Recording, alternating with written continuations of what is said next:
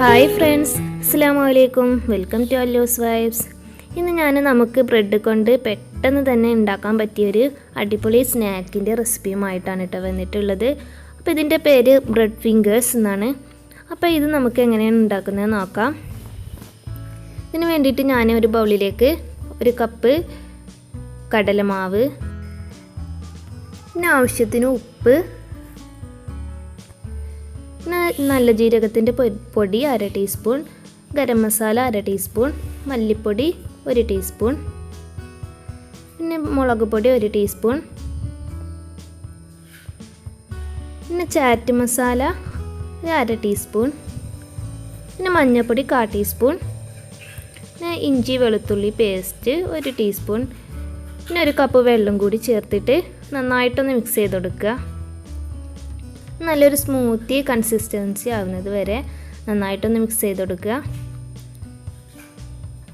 ഇത് കട്ടകളൊന്നും ഇല്ലാതെ നന്നായിട്ടൊന്ന് മിക്സ് ചെയ്ത് കൊടുക്കുക. നമുക്ക് അടുത്തതായിട്ട് ബ്രെഡ് ഇതുപോലെ കട്ട് ചെയ്തെടുക്കണം. ഞാനിപ്പോൾ ഇതിൻ്റെ ഈ എഡ്ജ് ഉണ്ടല്ലോ, ഈ വക്കിനുള്ള ഈ സംഭവം ഇതാണ് കേട്ടോ ഞാൻ എടുക്കുന്നുള്ളൂ. അപ്പോൾ ഇത് മതി നമുക്ക് ഉണ്ടാക്കാൻ. ഇനി ബാക്കിയുള്ളത് വേണമെങ്കിൽ അതെടുത്തിട്ടും ചെയ്യാം, പക്ഷെ ഞാനിപ്പോൾ ഇതുകൊണ്ടാണ് ഉണ്ടാക്കുന്നത്. ഇതിലേക്ക് കുറച്ച് ബ്രെഡ് ക്രംസും കൂടെ വേണം. ഇത് ഞാൻ ബ്രെഡ് പൊടിച്ചിട്ടൊന്ന് റോസ്റ്റ് ചെയ്തെടുത്തതാണ്.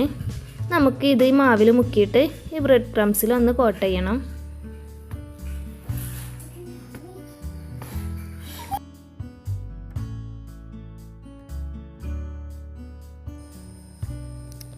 ഇങ്ങനെ മുഴുവനായിട്ടൊന്ന് ഇത് കോട്ട് ചെയ്തെടുക്കുക.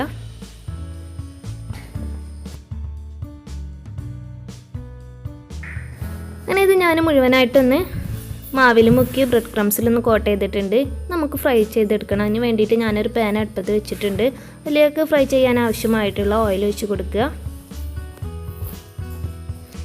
എന്നിട്ട് ഓയിൽ നന്നായി ചൂടായതിന് ശേഷം നമുക്ക് ഓരോന്നായിട്ട് ഇതിലേക്ക് ഇട്ട് കൊടുക്കാം. ഇത് നന്നായിട്ട് നമുക്ക് ഗോൾഡ് ബ്രൗൺ കളറാവുന്നത് വരെ ഒന്ന് ഫ്രൈ ചെയ്തെടുക്കണം. അപ്പോൾ ഒരു ഭാഗം ഒന്ന് ആയതിന് ശേഷം മറിച്ചിട്ട് മറുഭാഗം ഒന്നും നല്ലതായിട്ടൊന്ന് മൊരിച്ചെടുക്കുക.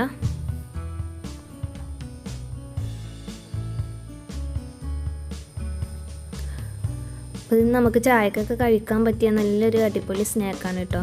പെട്ടെന്ന് ഉണ്ടാക്കാൻ പറ്റുകയും ചെയ്യും. പിന്നെ കുറച്ച് ഇൻഗ്രീഡിയൻസ് ഒക്കെ മതിയല്ലോ.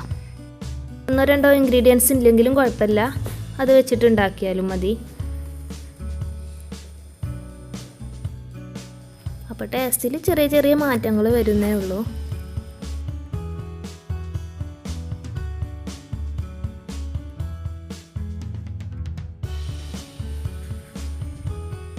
ഇപ്പോൾ ഇത് നന്നായിട്ട് മൊരിഞ്ഞ് വന്നിട്ടുണ്ട്. നമുക്കിത് എണ്ണയിൽ നിന്ന് മാറ്റാം.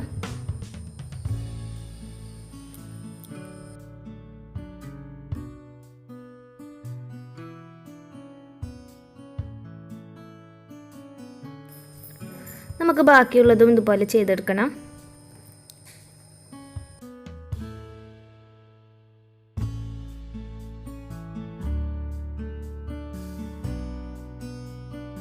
അപ്പോൾ ഞാനിത് മുഴുവനായിട്ട് ഫ്രൈ ചെയ്തെടുത്തിട്ടുണ്ട്.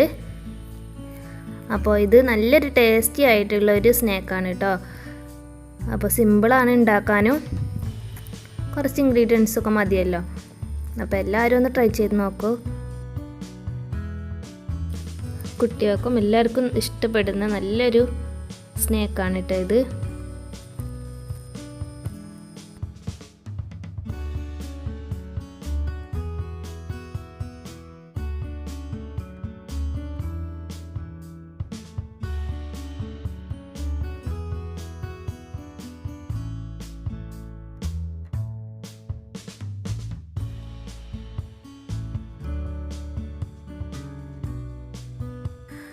അപ്പോൾ നിങ്ങൾക്ക് ഈ വീഡിയോ ഇഷ്ടമായിട്ടുണ്ടെങ്കിൽ താഴെ കാണുന്ന സബ്സ്ക്രൈബ് ബട്ടൺ ഒന്ന് പ്രസ് ചെയ്ത് അപ്പോൾ വരുന്ന ബെല്ലൈക്കണും കൂടെ ഒന്ന് പ്രസ് ചെയ്ത് അതിൽ ഓൾ എന്നുള്ള ഓപ്ഷനും കൂടെ ഒന്ന് എനേബിൾ ചെയ്യണേ.